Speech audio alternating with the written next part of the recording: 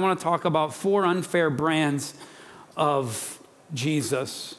If we're not careful, we just kind of get sucked into the undertow of who Jesus could be or how we want him to be.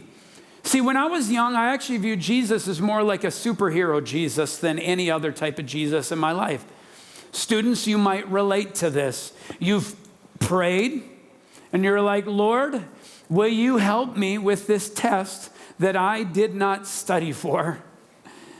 Superhero Jesus, come to the rescue.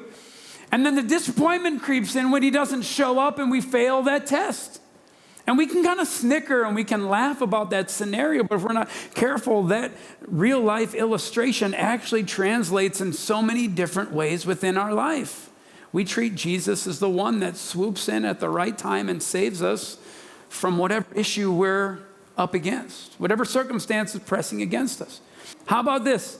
Genie Jesus. Okay, just catch me. Okay, I'm going to rub the lamp.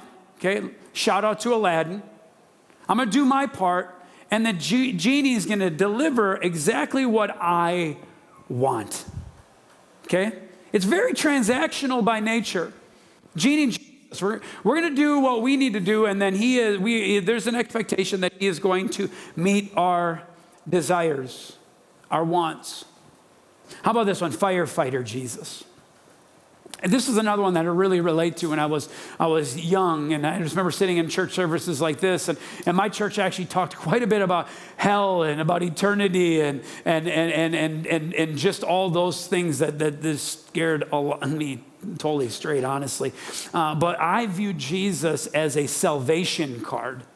But how many of you know that Jesus isn't just fire insurance for emergencies? He wants to be part of every season and not just your crisis.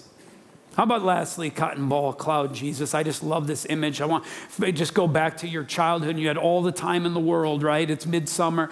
You don't have school. You lay down in that beautiful grass that's green and you look up to the blue skies and there are cotton ball clouds up there, and you start imagining these clouds to be what you want them to be, and they morph and they change into something beautiful but yet distant. And he's probably just a little bit too busy.